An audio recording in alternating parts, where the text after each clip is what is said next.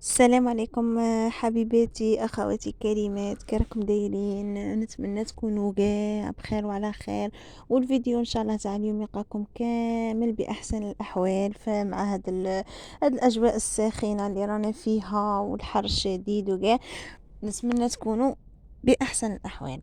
اليوم اخواتي جيتكم بوصفه جديده. بغيت نجربها بقى، ماشي نجربها معاكم، بغيت نخدمها معاكم. وصفه الدواره. معروفه، كامل تعرفوها، ولكن كل منطقه وطريقة الطهي تاعها. اليوم بس نجرب معاكم طريقة تاعنا حنا تاع ناس الغرب، وبالذات ولاية سيدي بلعباس. لكن اخواتي نطلب منكم كما العاده اللايك والبارتاج والابوني، الله يحفظكم، ما تنساونيش، راني تاكل عليكم. بون، في هذه الوصفه ان شاء الله نحتاجو عندي جوج حبات بصل مرابيه او مقطعه قطع صغيره، ندير معاها طماطم تاني مرابيه، حبه كبيره ولا زوج صغار.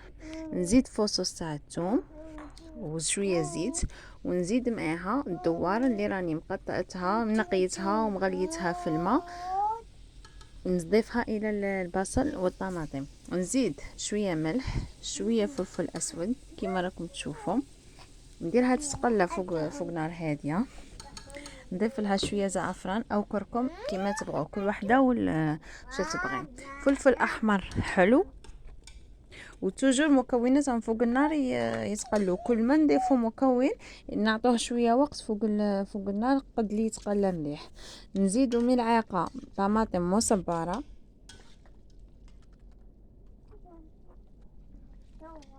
كما راكم تشوفون، خلوها تتقلى غايه فوق النار، تاخد وقتها. ومن بعد نضيف لها الحمص. انا الحمص هنا عندي راني مشمخاته ودايرته في الكونجيلاتور، ما راش طايب باسكو كاين اللي طيبه ديجا في الكوكوط من قبل، بعد دسه في الكونجيلاتور. انا راني مشمخاته بليله وهو في الماء، من بعدها نصفيه ونديره في دي ساشي كونجيلاتور وندخله كونجيلاتور. فوالا كيما راكم تشوفوا اخواتاتي، راني توجور دايرتها على نار هاديه وخليتها تقلى مليح. بعد ما تقلت لي الدواره تاعي راني نمرق فيها، ضفت لها شويه ما، قيس ما تتغطى، ما تكثرش الماء باش ما تجيش راويه بزاف، قيس ما تتغطى. ونبلع الكوكو تاعي ونخليها طيب بغردها، تاخذ منك الماكسيموم ساعه. هنا كي تحلي لاكوكوط بعد ساعه، الا شتيها راويه بزاف خليها تنشف، كما انا هنايا راني خليتها تزيد تنشف.